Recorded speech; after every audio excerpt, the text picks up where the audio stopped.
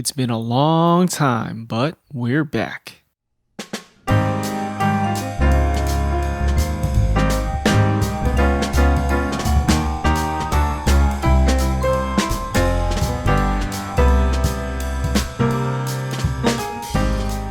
On this week's episode of the Autohaus podcast, T50 on its way out for the gazillionth time? Stay tuned for my top 3 AE86 transmission options for 2021.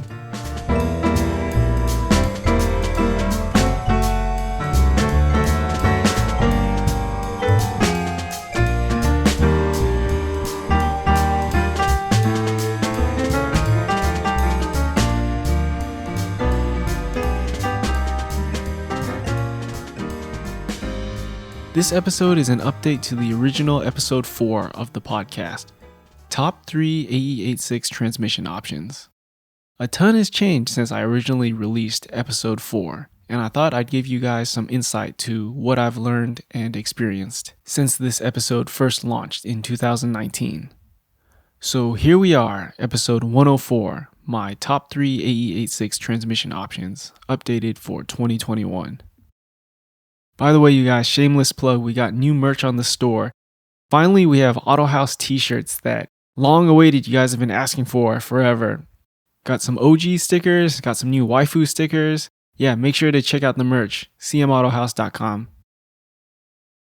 So while majority of the info from episode 4 still holds true, in this episode I'll interject with my updated thoughts and findings throughout the episode. Number 1, W Series. By W Series, I am referring to the W55 through W58. Most people with Corollas drift, and a common question I get from Corolla guys is, how much for a T50 rebuild?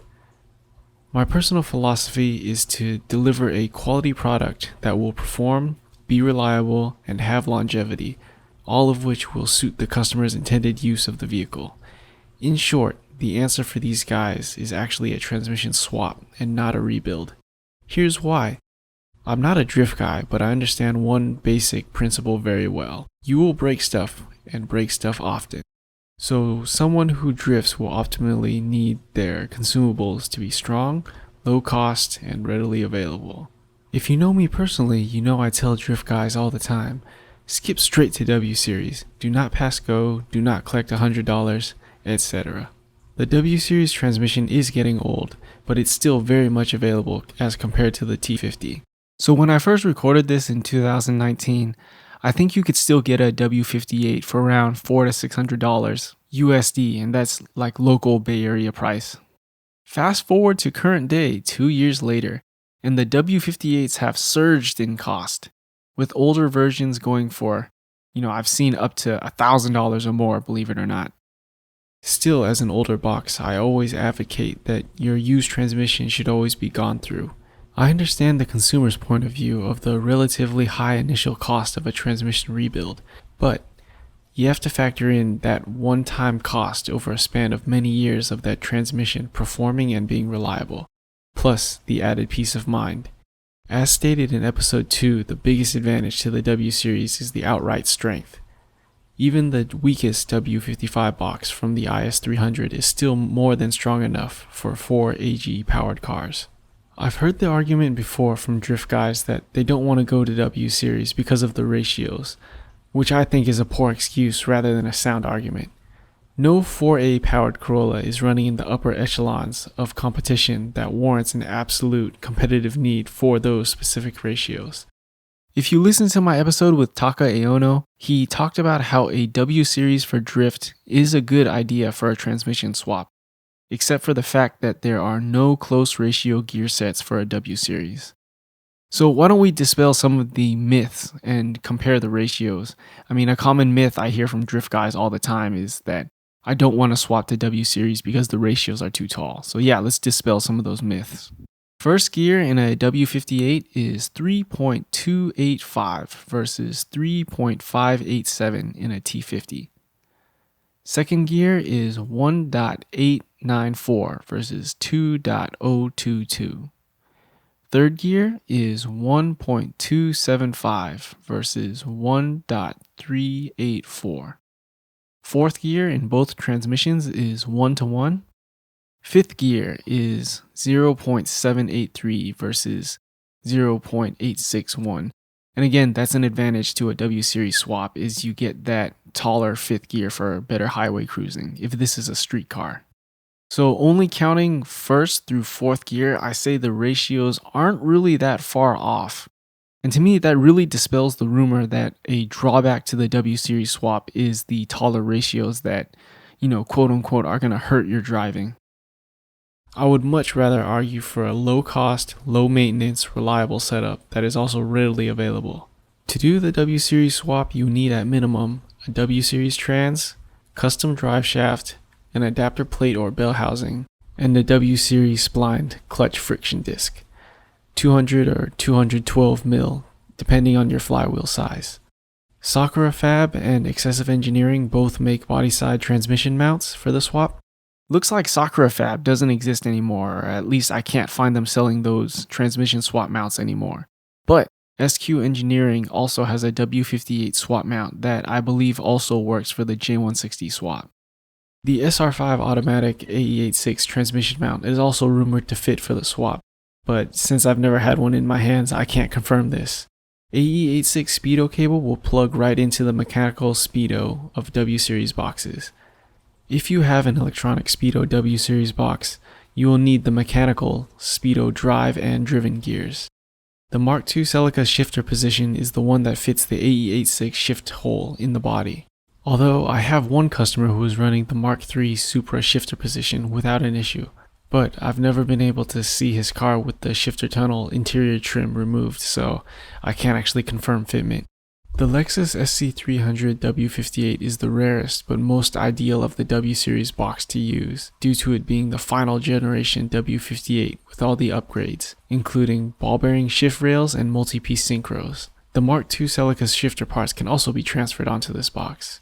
The NA Mark IV Supra box is the other final generation W58, but its shift and select lever has the threaded bolt hole in a different spot, meaning that you would either have to re-drill the hole or find an SC300 lever in order to run the Mark II Celica shifter parts. Mark IV and previous generation W58 shift and select levers are not cross-compatible due to the ends that go into the shift forks being different shapes and widths.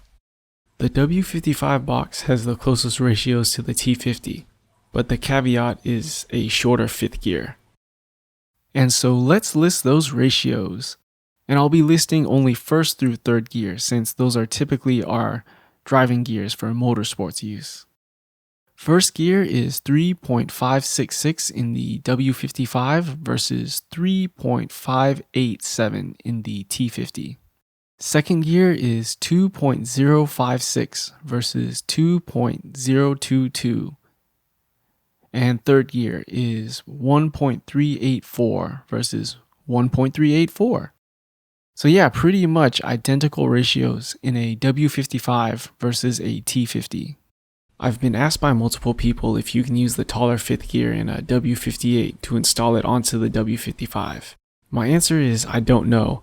I haven't had the opportunity to physically open a W55 yet, so I actually couldn't tell you. Although it is worth noting that new aftermarket W58 fifth gear sets are relatively cheap at around $100 or less, so it's well worth experimenting. Number 2, AZ6. The only motorsports-minded people I recommend the T52 are for autocross and road race guys, because we really do need the ratios, but we essentially don't need the brute strength against shock loading that a W series provides. Otherwise, disregarding cost, the AZ6 transmission is the most optimal choice. Third, fourth, and fifth gears are very close at 1.484, 1.223, and 1-to-1, making this an ideal road course trans. My personal Corolla is equipped with a Toyota Altezza J160 with a Nissan Silvia S15 6-gear set, using the SQ Engineering adapter kit, custom drive shaft, JSP shifter relocation kit, and custom ACT 200mm clutch friction disc. Battle Garage has this listed as the W series swap disc on their website. If you're swapping a J160 behind a 4AG, the shifter position is going to be an issue.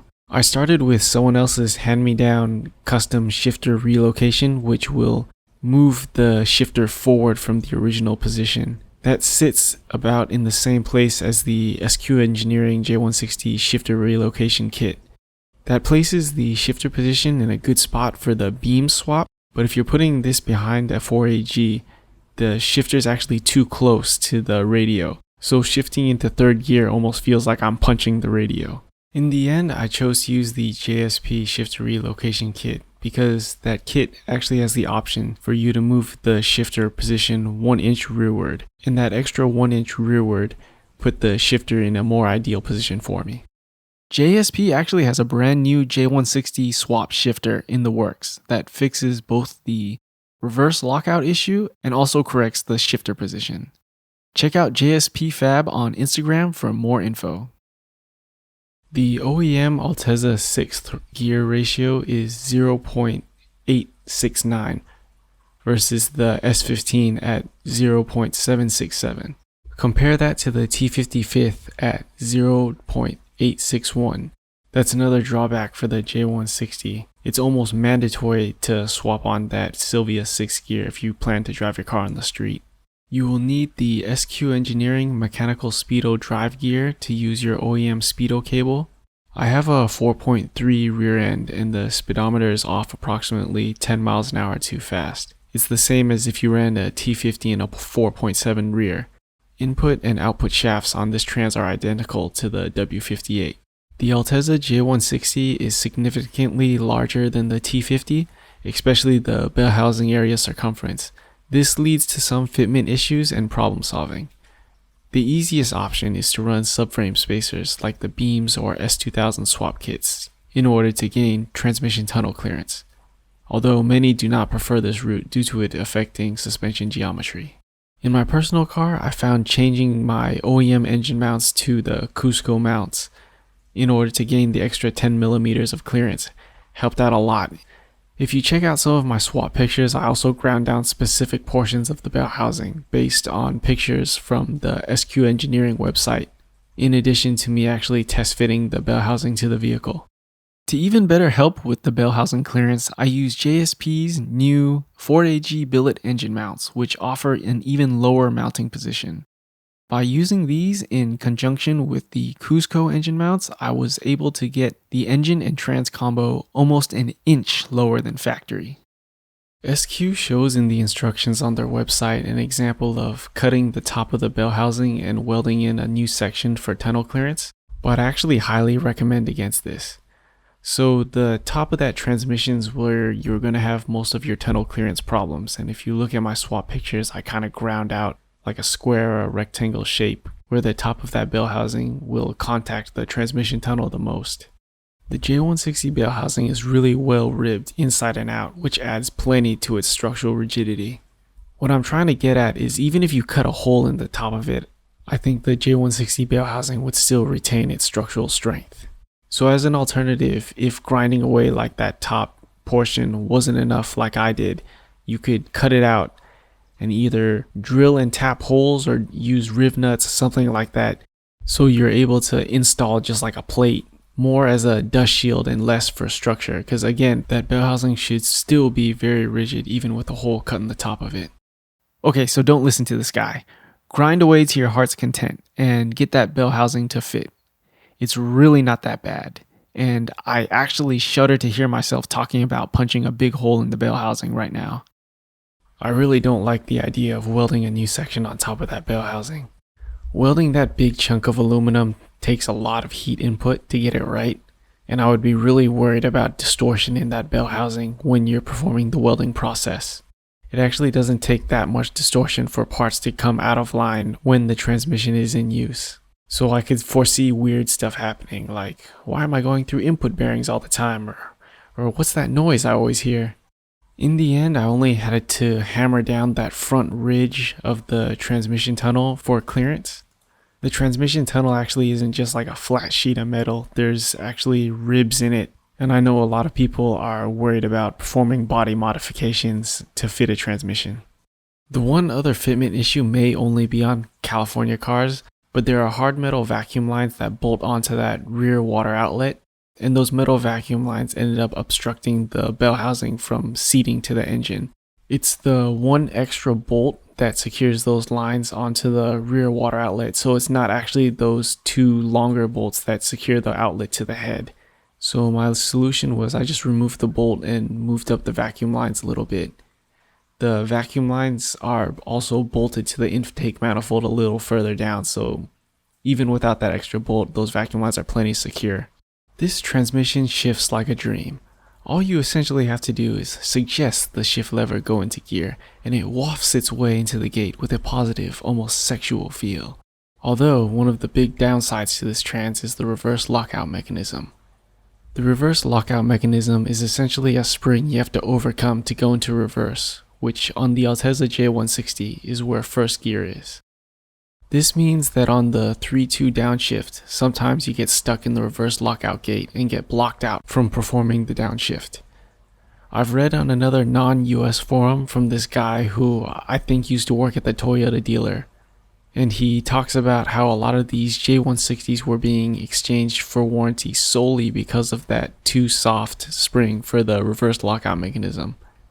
I can't personally confirm this because my own J160 has the soft spring, but I do have a few friends with beam swapped cars who have never complained to me about their 3-2 downshift. To remedy this issue, I actually spliced in the ZN6 reverse lockout mechanism by combining the top of a ZN6 shifter and the bottom of the Altezza shifter and making a reverse lockout stopper plate mimicking the ZN6 one in design. One more time. JSP has a J160 swap shifter to fix this issue. For more info on this shifter modification and my swap in general, I have a write-up on Club 4AG in the DIY section, as well as a handful of pictures in my Instagram. A new J160 bell housing adapter that has recently come onto the market that many people have been asking me about is from Europe, and it's for the RX8 variant of the AZ6 transmission only. Right now it's January 13th, 2019. I saw this guy's eBay ad earlier, but I'm not able to find it right now. I do have some concerns about this adapter, which is why I can't really stand behind it. There's no write-up for it, and it's an adapter plate only, so I can't imagine the kit's really comprehensive. Like, what is the pilot and throwout bearing situation, and what fasteners am I supposed to use? This plate is also from an unknown company and unknown seller. I don't know what shifter you're supposed to use for this kit, or even what speedometer option you're supposed to use for this kit also. The 6 gear ratio on the RX8 Trans is a 0.843, which is not much better than the T55 in the AE86. So again, if you're going to drive your car on the street, the Silvia 6 gear swap is almost mandatory, but it's not a definite thing that the Silvia 6 will fit on this variant of the RX8 AZ6 transmission. Another thing against this RX8 box is that the ratios are actually closer in the Altezza, but there are some positives to using the RX8 transmission. In the US, because we actually got the RX8, parts availability should be much better. You could probably even go to the dealer and get a brand new transmission. The RX8 also has a lot of aftermarket support, so I imagine there is support for this RX8 variant of the transmission. J160 strength debate. So there is some debate to the actual strength of the J160. The most common failure point I've seen is that C-clip that goes in between, I think, 3rd and 4th gear. I recently rebuilt a J160 with the lean adapter, and it's actually the C-clip that retains 4th gear against reverse gear, with reverse gear being integral to the countershaft itself. And what happens is that C-clip either fails or it chips away at the gears. But as far as the strength of the J160 transmission as a whole, it's definitely debatable. I had an impromptu meeting with Assassin 10,000 one time, and we had a really enlightening discussion about the strength of the J160 versus the TL70. The J160 looks physically larger on the outside, but I've taken apart a TL70, and from what I found, it looks like the TL70 actually looks stronger if we factor in things such as gear tooth profile and gear thickness. But Assassin brought up that in Japan you never hear about S15 guys complaining about their transmission, even with all that big SR20 power they run. So I thought about it and I was like, that's actually a really good point. But at this point, I still think it's debatable the strength of the J160 transmission, and I still encourage drift guys to go for the W series. Again, the same episode in my talk with Taka Ono, he confirmed that big power guys in Japan are actually running Nismo gear sets, which allow the transmission to hold more power. Or I should say big power. He confirmed that OEM J160s will not hold up to big power on their own. Number 3. TL70. Yes, you heard that right. As someone who advocates for function to be a top priority, I actually do not recommend the T50 if you plan to use your Corolla for any sorts of motorsports driving. The only two types of Corolla owners I deem absolutely suitable for a T50 rebuild are restorations and people who just cruise around on public streets. The Impulse kit is new and untested, but I am a firm believer and thus an early adopter. For some strange reason, the Corolla holds a dear place in the hearts of many Japanese nationals. Case in point, while doing the R&D for the Battle Garage and Swift collaboration springs, we went through at least 3 one-off prototypes. I asked Grant if Swift was upset at all that we were going through all these one-offs, and his response was, not at all. It ends up that the owner of Swift HQ in Japan also has Corolla in his heart, and was very excited to be innovating new parts for this chassis. My point being that with Corolla being a Japanese national treasure, I can only imagine the amount of heart and effort Impulse put into making this kit right. As a testament to this, when my broker went to Impulse, he excitedly told me that they do the machining for the kit in-house, and that holy crap, there's this giant CNC machine in here. According to their website, the Impulse kit comes with a CNC'd adapter section, a T50 GTS bell housing custom machine to fit the adapter, custom drive shaft, custom clutch friction disc, and transmount adapter. They have an option to perform the installation in-house and can even build the transmission for you with whatever gear set you desire. Option parts include carbon shifter trim and boot proprietary to Impulse, and a vehicle speed sensor option. On Impulse's demo car, they used an aftermarket speedometer which got its reading from a flying magnet on the drive shaft with a type of sensor pickup mounted to the underside of the body. My biggest reason for wanting the TL70 is the aftermarket support and stateside parts availability. I currently have the Synchrotech carbon fiber synchros in my ZN6 transmission, so I plan for those and some aftermarket gear set for the TL70 that will go in my Corolla. One gear set that piques my interest is the unit Verus is working on, with improved gear strength for high horsepower applications as well as a straight cut 3rd and 4th gear to help with the C-clip issue. Looks like Verus decided that they will no longer bring this gear set to market, which really sucks because actually they looked amazing. When I opened up the TL70 from my FRS to install the Synchrotech synchros, I found it oddly similar to the J160. Although the TL70 is technically not an AZ6 transmission, you can definitely tell that it's a direct descendant from the J160.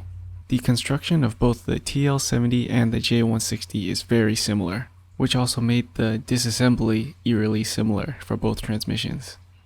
Unfortunately, this means that both the TL70 and the J160 share the C-clip issue.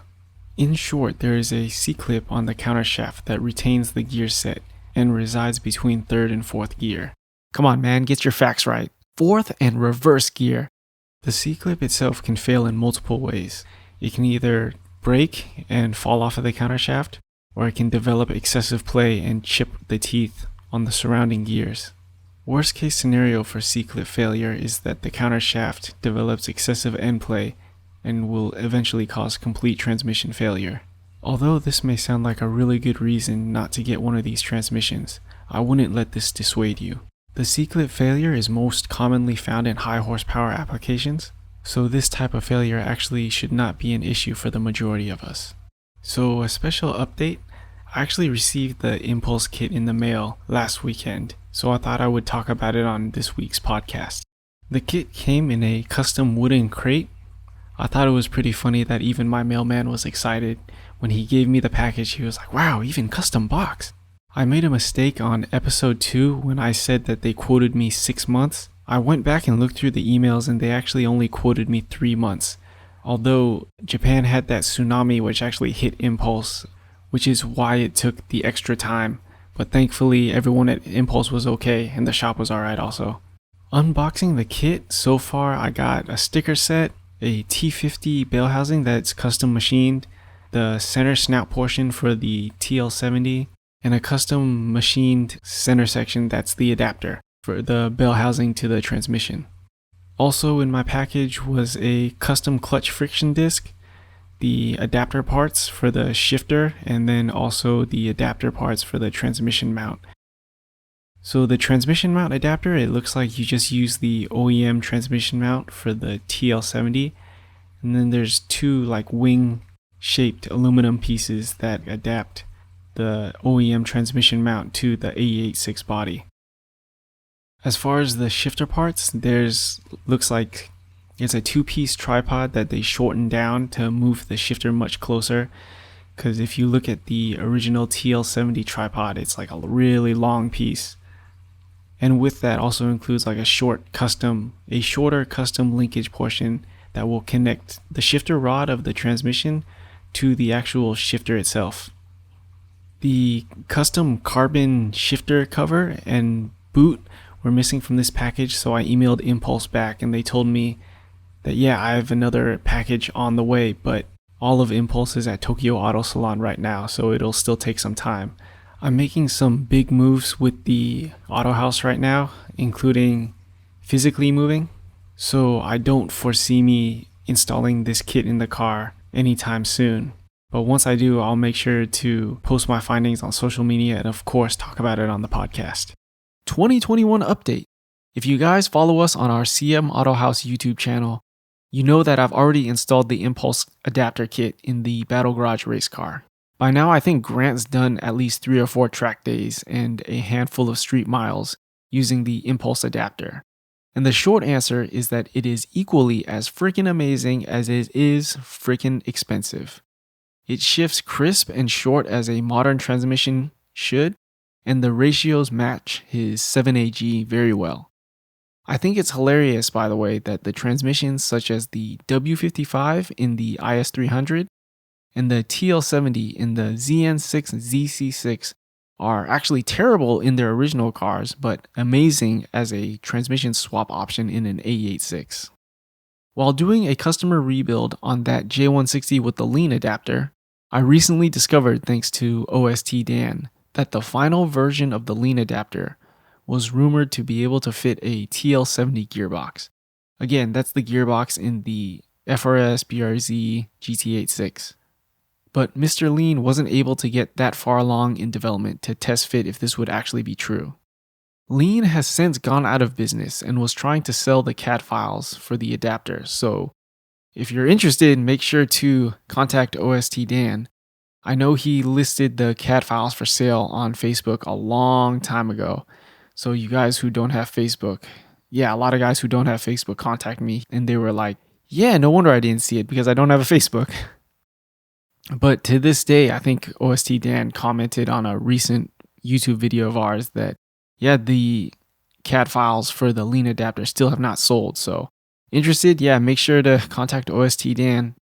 And a side note, I think if the fact that OST Dan said that the lean adapter has a possibility of fitting the new TL70, if that information was known when he first announced that the plans were for sale, those plans probably would have been sold already. A final note on transmission rebuilds. So if you really want to learn about transmissions, there's this YouTube channel, Gearbox Video, that is really informative. I really like to watch his stuff and I learn a lot from him. He talks about some of the hurdles with customers he gets who are looking for a transmission rebuild but may only want to replace certain parts, like can you do like synchros only or like these few bearings only. And the shop owner's response was that he made a really good analogy to building engines where if you're sending your engine out to get built, you wouldn't replace like only certain parts, right? Like you wouldn't replace just piston rings only or just a certain bearings that show wear. You would go through all of it because it's so labor intensive to completely tear down an engine that it is far more wise to do a complete refresh. You could say the same thing about a transmission. Tearing down and rebuilding a transmission, I would compare it to be equally as labor and time intensive as doing an engine rebuild. With that being said, once the transmission is open and torn down, it would be wise to replace anything that's worn or looks like could be a liability in the future. This holds especially true for older transmissions like the T50, which I get requests for rebuilds the most. A lot of people don't realize that the transmission itself does not have a filter on it, so all the sludge and trash that is built up in the transmission and that the magnetic drain plug does not catch ends up staying in the transmission and acts like an abrasive during transmission operation. So tonight's homework assignment: make sure to check your manual transmission fluid level, and if you can't remember the last time you changed it, it's probably a good time to change it. That's it for my top 3 choices for AE86 manual transmission options. Let me know what you guys think. If you agree with me, disagree with me, drop a comment on our Facebook page.